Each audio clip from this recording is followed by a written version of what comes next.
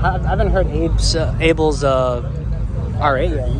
Yeah, the McLaren sounds nice. I haven't heard Abel's because it's Shippy's twin turbo now. Well, it's been twin turbo. I'm sorry. Is it twin turbo? Yeah, that's Juan's old car. All these cars were his. Mark bought his, and then Abel bought his. Which one's Juan? The guy with the Aventador I just flew by. SV. Oh, really? Yeah. Oh shit. So it's twin turbo Shippy R8, and then the McLaren. Those are both Juan's. The one I just flew by in the Aventador.